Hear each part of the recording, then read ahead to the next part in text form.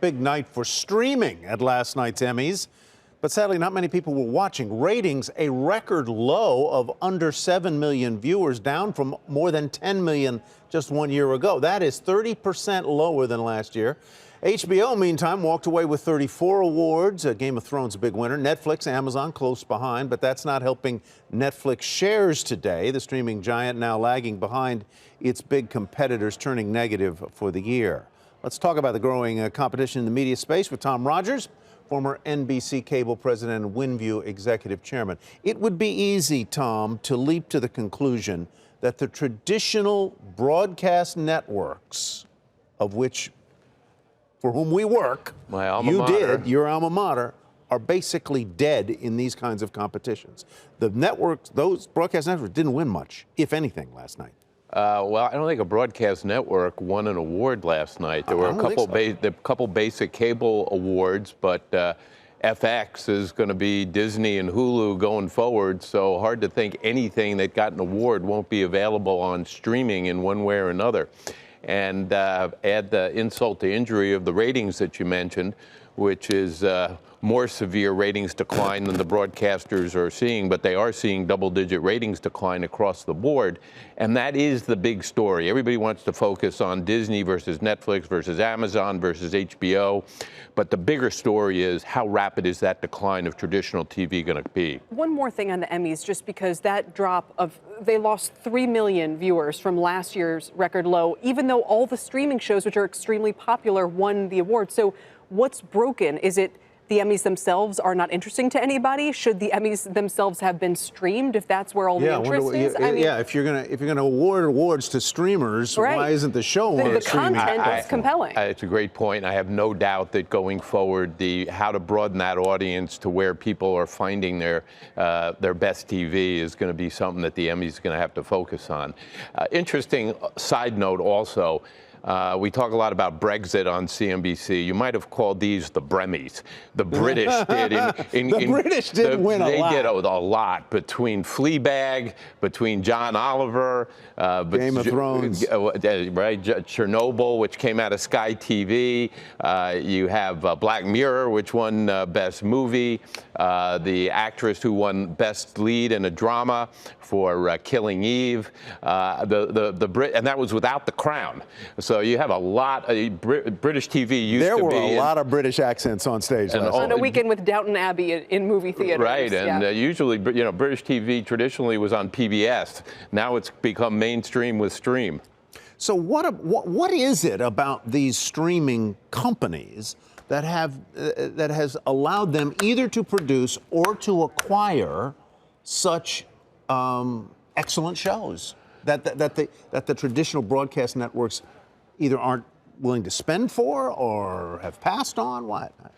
Well, Why are they good at it? When I was running TiVo, we pioneered the notion of Netflix getting to the television set. And we believed that streaming to the TV, getting your entertainment on demand, not just by recording it and having when you wanted it, but actually streaming and getting it on demand, was a superior model than a traditional network schedule. And you compound that with the price-value proposition of getting endless amounts of television that Netflix has, almost seeming as if they come out with something every day. You're paying $100 a month for the broadcast cable package, and they're making it available on average for $12 a month. And it's just a phenomenal consumer experience with a great price-value proposition.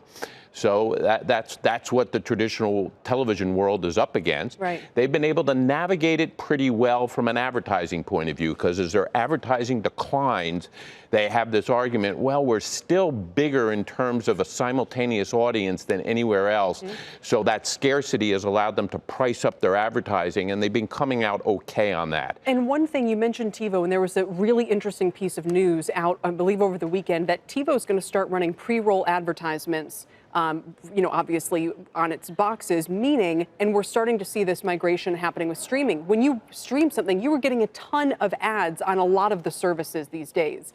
Does that mean that people are going to become similarly frustrated with that viewing experience? Don't you think that it was advertisements that drove people off of traditional TV in the first place? Yes, and I think being able to skip through ads on a DVR was a critical thing that got the whole on-demand television phenomena going, that then led to streaming without commercials. There's no doubt that limited advertising within a streaming environment can work. Hulu's doing pretty well for it. It's probably essential. Well, some people will be willing to pay less to get something with ads in it, and many people will say the last thing in the world I want is ads, and are willing to pay for that. So there's consumer choice that's at work there. I think the bigger issue is going to be that you're going to have so many non-advertiser supported high-quality streaming services coming on board, launching over the next year. Advertising streaming, I think, is going to be at a real disadvantage. Quick thought on the dollars that are being paid for some of those old network, mostly comedies, whether it's Seinfeld or Big Bang or Friends and so forth. What do you think? They're paying, obviously the price is the price. Yes, and it's a lot. I am not one who believes that library program is going to make or break any of these services. A lot was made that Netflix was losing some services. A lot was made that it picked up Seinfeld. I think, and you can see this from last night in the shows that are streamed, that original programming that get all the buzz.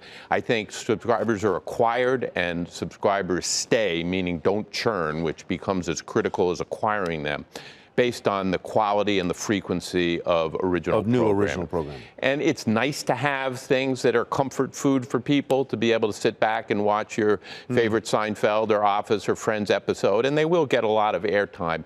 But I have a hard time believing that that's going to make or break a consumer acceptance of a service. And, you know, with something like HBO, which it took 30 years for them to get to 30 million subscribers, Netflix, assuming it holds to its numbers, and that's going to be the big thing everybody watches next quarter, because last quarter it disappointed, it looks like it's going to grow globally by 30 million subscribers in a year. And if HBO is going to turn it into HBO Max by adding a couple of off-network old shows, charge a couple dollars more, is that really going to drive people to it? If Game of Thrones didn't, if Veep didn't, if Big Little Lies didn't, I have a hard time believing that.